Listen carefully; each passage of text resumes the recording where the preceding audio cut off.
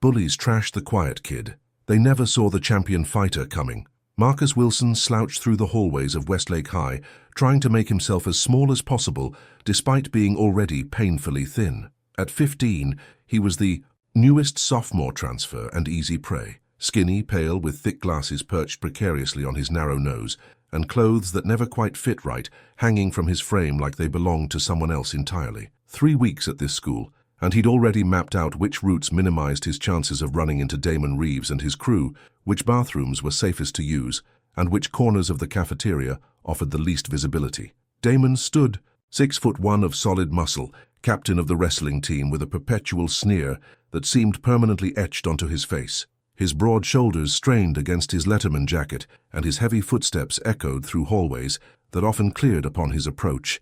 His lieutenants, burly Trevor Walsh with his buzz cut and meaty fists, and lanky, quick-handed Jake, Finch with his razor-sharp tongue, flanked him like wolves in a pack. The trio ruled the school's social hierarchy with casual cruelty that the teachers seemed blind to, and they'd marked Marcus from day one when he'd accidentally bumped into Damon while trying to find his first class.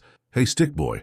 The familiar voice made Marcus freeze mid-step, his stomach instantly knotting. He'd miscalculated, taken a wrong turn after biology, distracted by thoughts of the upcoming chemistry test. Damon's heavy hand landed on his shoulder with enough, forced to make his knees buckle slightly. "Where you rushing off to? Got a hot date with your textbooks?" What no one at Westlake knew, what Marcus had promised his grandfather he wouldn't reveal, was that back in his old town, Marcus had been a 3-time junior state champion in mixed martial arts. His grandfather, Samuel Wilson, a former professional fighter who'd raised him since his parents died in a car accident when he was 7, had drilled technique into him since he was 6 years old. Marcus's lean frame concealed wiry muscles and reflexes honed through thousands of hours of practice.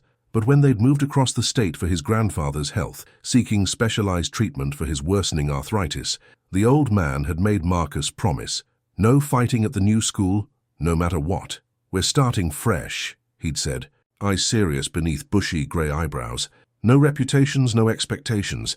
I don't want you labeled as a fighter before they even know your name." So Marcus endured. He kept his head down, his fists unclenched, even when his instincts screamed at him to defend himself. He remained silent when Trevor knocked his lunch tray to the floor in the cafeteria, sending his food scattering across the linoleum while nearby students snickered. He picked himself up without retaliation when Jake tripped him in gym class, causing him to faceplant on the basketball court. He pretended not to hear when Damon invented increasingly humiliating nicknames, Stick Boy, Glass Face, Skeleton, that spread through the school like wildfire, following him from class to class like an unwanted shadow. Mrs. Larson, his English teacher, saw the bruises once when his sleeve rode up as he reached for a book. She pulled him aside after class and asked if everything was okay, concern evident in her kind eyes. Marcus had nodded, face burning with shame, mumbling something about being clumsy. She clearly didn't believe him, but didn't press the issue. Principal Grayson, a tall man with thinning hair and perpetually distracted expression, passed him in the hallway daily without noticing his existence or the torment he endured. The other students averted their eyes when the bullying happened. No one wanted to be next. No one wanted to risk becoming the new target of Damon's crew. "I asked you a question, freak." Damon spun Marcus around, slamming him against the lockers, with enough force that Marcus had to bite his lip to keep from instinctively countering the move. The metal crashed coldly against his back, a lock digging painfully between his shoulder blades. Trevor and Jake closed ranks, forming a wall between the scene and any potential witnesses in the emptying hallway. The late bell had already rung. They were all officially tardy now. "Just going to math class," Marcus mumbled, eyes down, counting his breaths like his grandfather taught him during meditation. 4 counts in, 4 counts out. Stay calm. Keep the promise. It's not worth escalating." "Math?" Damon's face contorted in mock surprise, eyebrows shooting up dramatically. "Hear that, guys? Einstein here loves math so much he's rushing to class." He leaned in close enough that Marcus could smell the sour tang of energy drink on his breath, could see the tiny flecks of amber in his cold brown eyes. "But I think you need a science lesson first, about garbage disposal." Jake snickered, a high-pitched sound that always sent chills down Marcus's spine. "Yeah, we need to study proper waste management, where things belong in the ecosystem." Trevor's meaty fingers dug into Marcus's arm hard enough to leave fresh bruises by tomorrow. "Field trip time, Professor." They half-dragged him down the hallway, past classroom doors already closed for the afternoon sessions. A few students still lingering at lockers quickly looked away, hurrying in the opposite direction. Marcus's mind raced through escape scenarios, evaluating and discarding them in rapid succession. He could break Trevor's hold with a simple wrist. Technique his grandfather had taught him when he was 9, could drop Damon with a sweep kick that would leave the bigger boy stunned on the floor. The movements played through his mind like familiar music, shifting weight, redirecting force, using an opponent's size against them, but his promise held him back like an invisible restraint. Just endure it. Whatever it is, it'll be over. Soon. Don't break your word to Grandpa. He's counting on me to stay out of trouble. They pushed through double doors to the back of the school, where large dumpsters stood behind the cafeteria, the area where kitchen staff disposed of food waste, and delivery trucks dropped off supplies. The late September air carried the faint stench of rotting food and dampness from recent rain. A few students smoking by the far fence saw what was happening and quickly disappeared around the corner, cigarettes hastily extinguished. No one wanted to get involved. "This is more your natural habitat," Damon said, shoving Marcus toward the nearest trash can, a large metal cylinder about waist-high, half-filled with the day's cafeteria refuse. "Skinny little garbage boy belongs with the trash. I mean, look at those clothes. Did you find them in a dumpster anyway?" Marcus stumbled, caught himself, and turned to face them. Something in him couldn't resist at least verbal defiance, even if he wouldn't fight back physically.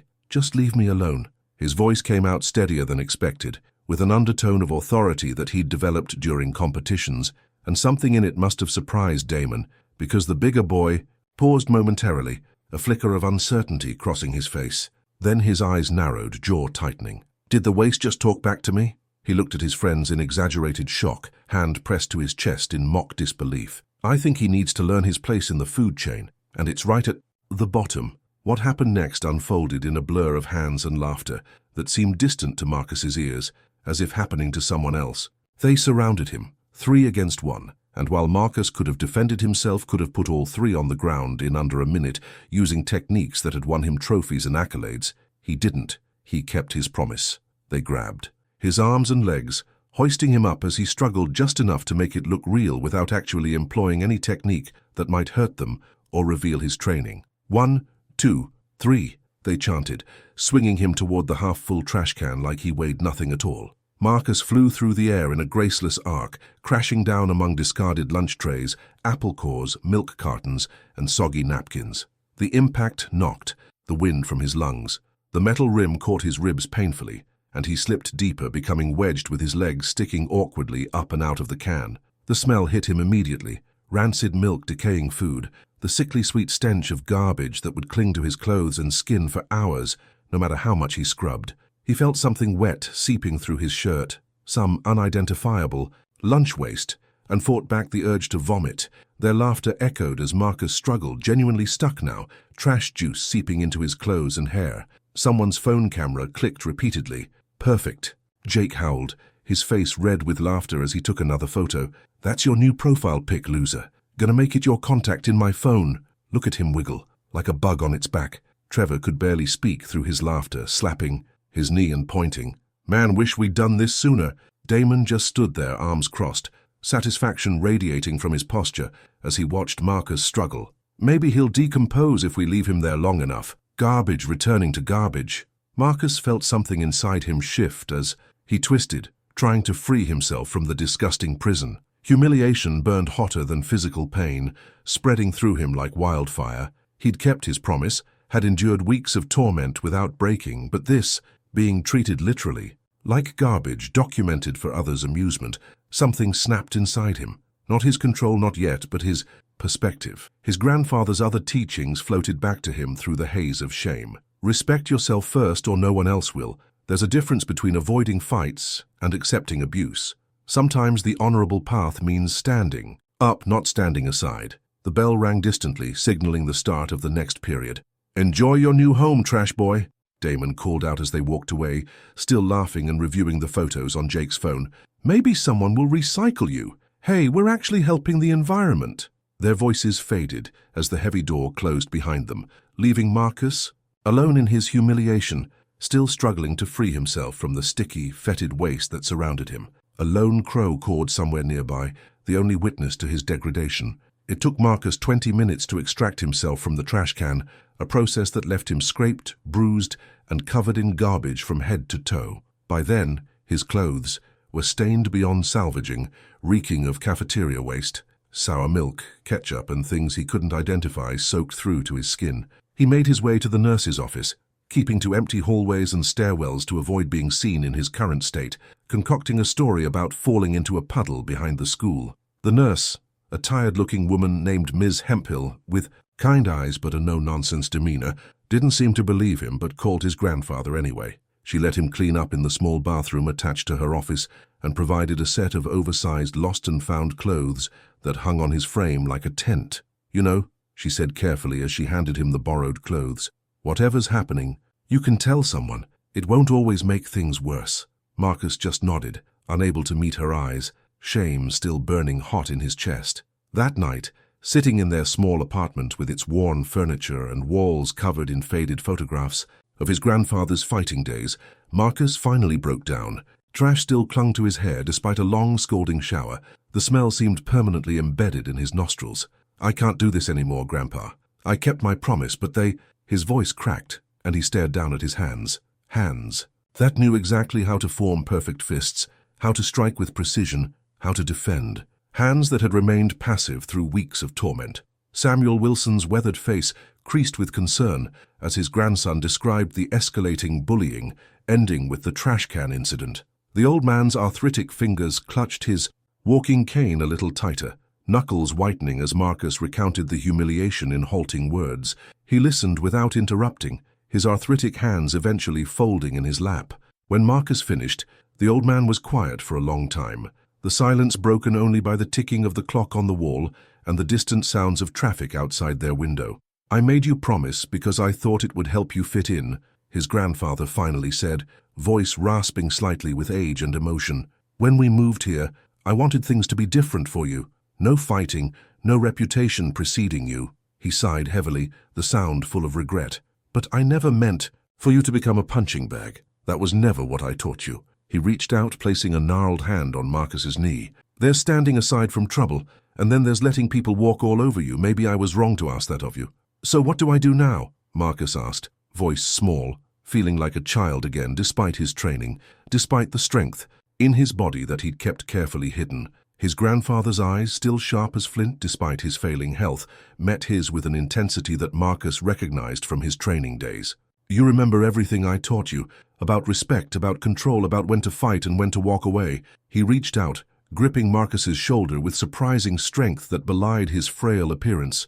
"Tomorrow you stand up for yourself, not as a bully, not out of anger or revenge, but because you deserve better, because sometimes our dignity is worth fighting for." That night, for the first time in weeks, Marcus went to the small storage closet where they kept his training gear. He unwrapped his hand wraps, feeling the familiar texture between his fingers, the worn fabric that had absorbed countless hours of sweat and effort. He didn't practice strikes or kicks. He didn't need to. Those movements lived in his muscle memory, as natural to him as breathing. Instead, he sat in meditation, centering himself, preparing mentally for what would come next. Finding that calm core of strength his grandfather had always emphasized was more important than any physical technique. Tomorrow will be different. Tomorrow I stop being a victim. When he arrived at school the next morning, whispers followed him down the hallway like persistent shadows. Someone had shared the trash can photos widely. He saw them on screens as he passed, heard the snickers and comments barely hidden behind hands.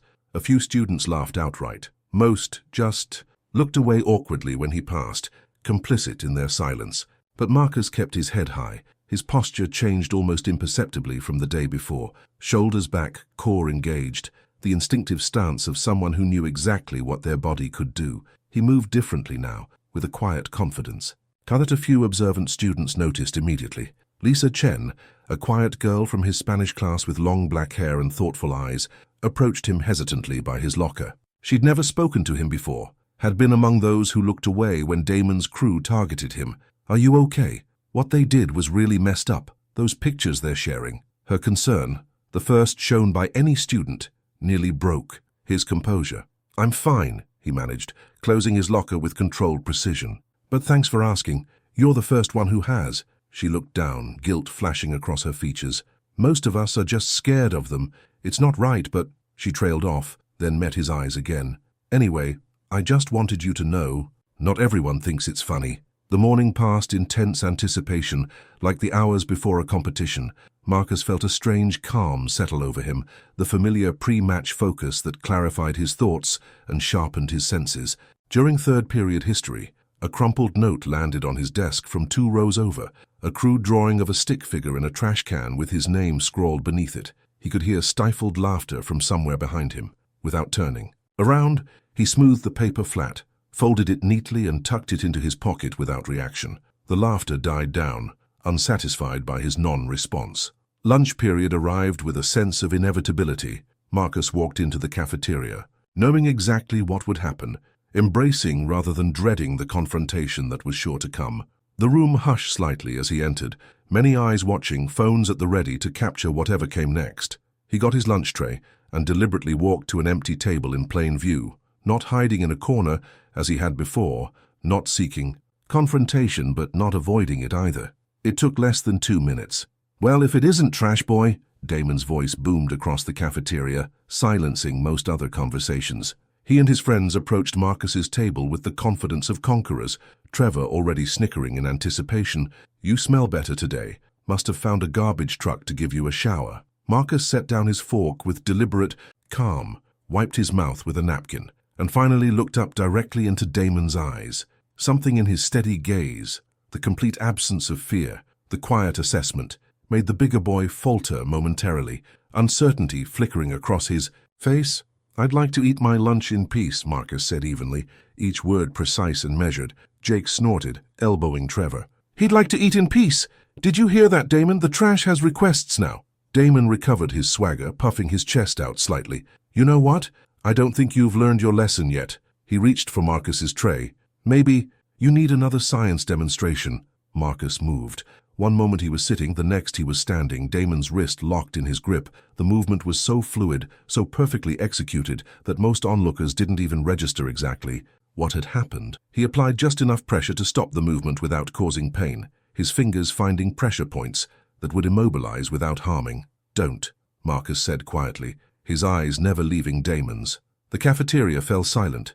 Even the lunch ladies paused to watch, one holding a serving spoon suspended in mid-air. The tension in the room was palpable, like electricity before a storm. Confusion crossed Damon's face, followed by anger. He tried to pull away, but Marcus's hold was perfect, not painful but completely immobilizing, like being caught in a vice disguised as fingers. "What the? Let go of me, freak." Marcus released him immediately, stepping back, hands open at his sides in a non-threatening posture. "I'm not looking for trouble, I just want to be left alone." Something dangerous flashed in Damon's eyes, the cornered animal look of someone whose dominance was suddenly threatened. His pride wounded in front of the entire school, he lunged forward with a wild swing aimed at Marcus's face, putting his weight behind the punch.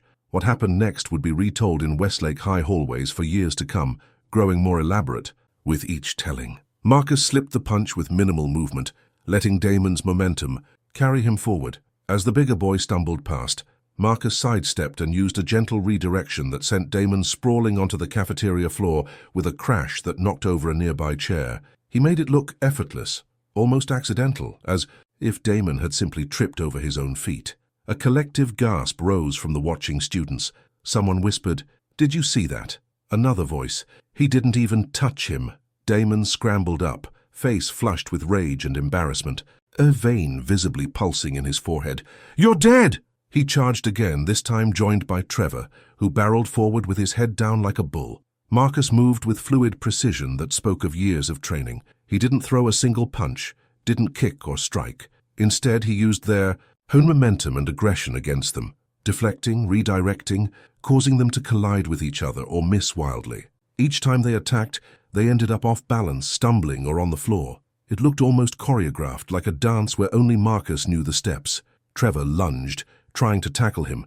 Marcus pivoted slightly, redirecting the larger boy's charge with a subtle shift that sent him crashing into a table. Damon tried to grab him from behind. Marcus ducked and turned, using a simple wrist control technique that left Damon flipping over his own arm, landing hard on his back with a whoosh of expelled air. Jake rushed in from the side, trying to grab Marcus in a bear hug. With a subtle shift of weight and position, Marcus sent him tumbling over a nearby table, food trays scattering in his wake. Throughout it all, Marcus's expression remained calm, his breathing controlled. He hadn't struck a single blow, hadn't actually attacked anyone, simply redirected their own aggression back at them. Some students had their phones out now, recording the scene with expressions of disbelief. "Stop," Marcus said, still composed, not even breathing hard while the three bullies were red-faced and panting, disoriented by what was happening. "This doesn't need to continue." Damon, humiliated and desperate now, pulled himself up and grabbed a lunch tray from a nearby table, wielding it like a weapon. "You think you're tough? Let's see how tough." He swung it viciously at Marcus's head, no longer caring about consequences. For the first time, Marcus actively countered. He blocked the tray with his forearm, stepped inside Damon's guard, and executed a perfect sweep that sent the bigger boy crashing to the floor again, this time hard enough to knock the wind from him. The tray clattered across the linoleum, spinning. To a stop at the feet of a wide-eyed freshman, the cafeteria erupted in spontaneous applause and cheers. Someone started chanting, "New kid! New kid!" Others joined in, the sound swelling until it filled the large room. Marcus didn't join the celebration. He stood back, watching as Damon struggled to his feet, wheezing slightly, all his swagger gone. Trevor and Jake hung back now, uncertain, exchanging glances that spoke volumes about their suddenly revised assessment of the situation. 3 weeks, Marcus said, loud enough for those nearby to hear but not shouting. 3 weeks I let you. Push me around because I promised my grandfather I wouldn't fight. Yesterday you threw me in the trash like I was nothing. His voice remained steady, controlled, not angry, simply stating facts. I could have put all 3 of you in the hospital that first day, but I didn't want trouble. I still don't. He stepped closer to Damon, whose bravado had completely evaporated, replaced by a wary respect tinged with fear. So here's what happens. So now you leave me alone, you leave everyone alone, or next time I won't be so gentle. Principal Grayson arrived, pushing through the crowd of students that had formed a loose circle around the scene. What is going on here? His eyes darted between Marcus, standing calmly with perfect posture, and the 3 disheveled bullies trying to collect themselves. Before Marcus could respond, voices rose from all around the cafeteria, a chorus of witnesses suddenly finding their courage. They started it. They've been bullying him for weeks. They threw him in the trash yesterday. He didn't even hit them, just defended himself. Lisa Chen stepped forward, phone in hand. I have video of the whole thing, Mr. Grayson, and I have screenshots of them sharing pictures of Marcus in the trash can yesterday. Everyone does. The principal's face darkened as he looked at the evidence on Lisa's phone, scrolling through images and video that clearly documented both the current incident and the pattern of bullying. All 4 of you, to my office, now. In the principal's office, the story unfolded fully. Other students came forward throughout the day with their own accounts of Damon's bullying, not just of Marcus, but of numerous others who had suffered in silence. The trash can incident photos were found on several phones, spreading through social media. When confronted with the mountain of evidence, Jake broke down and admitted everything, hoping to save himself from the worst punishment. By the end of the day, Damon, Trevor, and Jake had received 2-week suspensions and were removed from their sports teams for the remainder of the semester, a devastating blow for Damon, who had been counting on a wrestling scholarship. Marcus received detention for fighting, a token punishment that even Principal Grayson admitted was mainly procedural. I should have noticed sooner, the principal told him, looking genuinely regretful as they sat in his office. That's on me and the other staff. But next time there's trouble, come to an adult first. That's what we're here for. Marcus nodded, knowing there likely wouldn't be a next time, at least not with him as the target. Some things you have to handle yourself, he said quietly, but I understand. Word of what had happened spread quickly through text messages, social media, and hallway conversations. By the next morning, everyone knew that Marcus Wilson, the skinny new kid with glasses, was a martial arts champion who had taken down the school's biggest bullies without throwing a single punch. The video had been viewed hundreds of times, analyzed and discussed endlessly. In the hallway before first period, Marcus found a small group of students waiting by his locker, not the popular crowd, but the quiet ones, the ones who tried to stay invisible just as he had. That was amazing what you did, said a freshman boy with braces and acne, who Marcus recognized as another frequent target of Damon's crew. Could you teach me how to do that? Asked another boy, this one even smaller than Marcus, with anxious eyes that darted around as if expecting trouble at any moment. Lisa Chen stood nearby, smiling shyly. We started an anti-bullying group last year, but nobody paid attention to us. Would you maybe want to come to a meeting, talk about your experience? Marcus felt something warm unfold in his chest. Not pride in his fighting skills, but something better. Connection, belonging, purpose. The realization that standing up for himself had given others courage too. I'd like that, he said, surprised by how much he meant it. And yeah, I could show you some basics. Not for fighting, but for confidence. That's what makes the real difference. A week later, Damon returned to school subdued, his usual swagger replaced by a cautious demeanor. He avoided Marcus entirely for the first few days. In the cafeteria, he walked past Marcus's table, now filled with friends where once he had sat alone, and paused awkwardly, shifting his weight from foot to foot.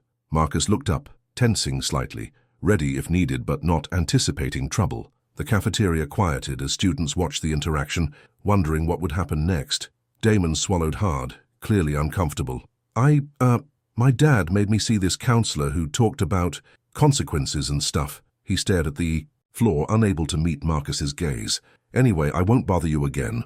It wasn't quite an apology, but Marcus recognized the effort it took. He nodded acceptance. Good to hear. As Damon walked away, one of Marcus's new friends whispered, I can't believe he actually backed down. You must have really scared him. Marcus shrugged, picking up his sandwich. It's not about scaring people. Fighting should always be the last option, not the first. My grandfather taught me that the true victory isn't in hurting others. It's in standing up for yourself while keeping your dignity. The incident faded into school legend over time, though occasionally new students would ask Marcus about the cafeteria showdown. He downplayed it, preferring to be known for the self-defense workshops he now helped lead after school twice a week, teaching other kids how to carry themselves with confidence, how to avoid confrontation when possible, and how to protect themselves when necessary. His grandfather, watching him demonstrate a simple wrist escape to a group of attentive students one afternoon in the school gym, nodded in approval. You found the balance, the old man said afterward as they walked home together in the golden light of sunset, between strength and restraint, between standing aside and standing up. That's what I always hoped you'd learn. Marcus smiled, adjusting his glasses. I had a good teacher. In the end, being thrown in the trash had been a turning point, not because it had unleashed his fighting skills, but because it had forced him to recognize when endurance becomes self-destruction. He hadn't become what he hated. He'd simply refused to remain a victim while holding on to his principles, and that, he realized, was the most important victory of all.